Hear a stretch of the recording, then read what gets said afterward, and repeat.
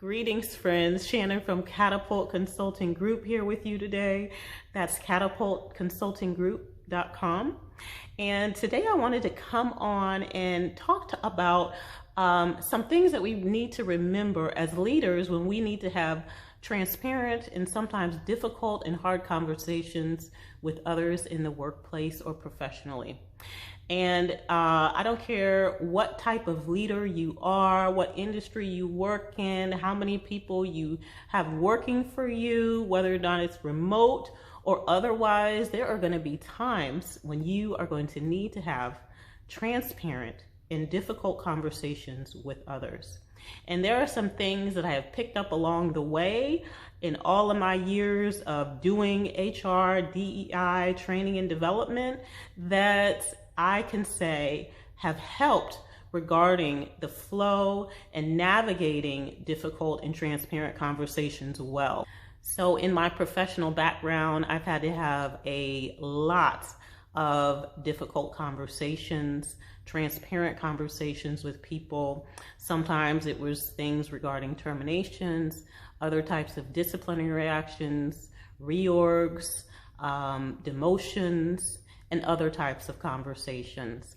And there are some things that I have picked up that I have found to be very important when navigating these conversations. And so I am coming on to share 5 things to keep in mind whenever you have to have a difficult or transparent conversation.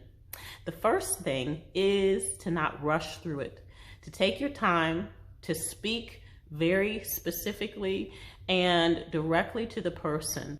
And don't rush through it with a level of insensitivity. If this is something that is going to impact the other person, you want to have a level of sensitivity to that. The second thing that you want to make sure that you are doing is be kind.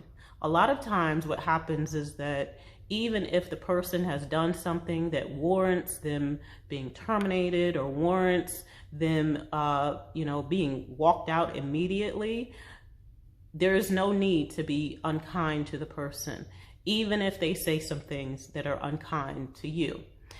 Sometimes people are in shock when things happen, and so things might transpire. But always try to be as kind as possible in the given situation. You as the leader always set the tone, and so remember that when you're in these meetings. Third thing is to allow for silence. Sometimes when people are digesting what you are saying, it's a lot. And so you want to give them a moment to be able to digest what they're saying and to really kind of comprehend what's going on. And so it's okay when there's some silence. You don't have to fill every space with speaking, talking, explaining, things like that. But if they have any questions, give them the opportunity. If they need to get their thoughts together, give them the opportunity to do that without speaking. The fourth thing that you want to keep in mind is choosing the right space and the right time. Now, there have been some studies done, and they say that if you are going to have a difficult conversation, let's say that it's going to be a termination, that you need to not have it on a Friday, because it gives people the opportunity to ruminate all weekend long about the conversation. And, I believe that would be true. And so I always think about how the person is going to receive it, the best time and the best place. I have done terminations and had other difficult conversations, demotions and things of that sort with people, some in my office, some in their office, some in an outside office, just because I was anticipating how they might react and respond. And so there are going to be people where their response is going to be so overwhelming that you don't necessarily want them having to walk throughout some big complex to get out. You want to have a conversation with them that is going to be in a place and space that is going to be accommodating for that conversation. Now, I understand that there are different dynamics at every company, and certainly at larger companies, things have to be more regimented and things have to be structured a little bit more consistently based on what you're doing. But if you have the latitude to kind of think ahead as to how this person might respond and react in this situation, and think about the best space, place, and time to deliver this information, then really it does everybody a favor to do it with all of those things in mind. And finally, the last thing, number 5, that I wanted to mention is don't treat people like machines.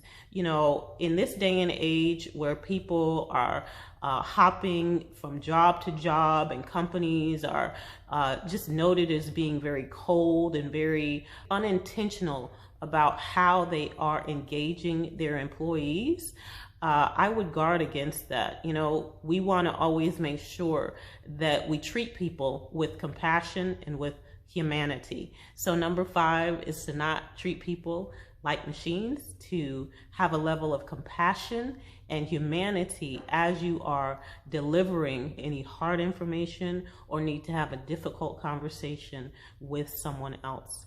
So I hope that this information was helpful. It's not all inclusive, just some things that I thought of that might be helpful to others as they are navigating transparent and difficult conversations. If you need assistance in anything regarding employee relations, DEI, or training and development, give us a call at catapultconsultinggroup.com.